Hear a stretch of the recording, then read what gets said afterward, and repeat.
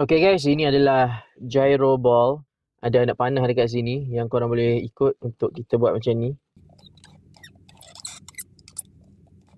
Nak bagi dia pusing-pusing kan.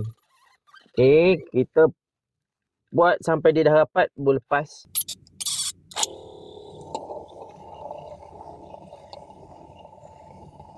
Dah lepas, pegang lebih kurang macam ni.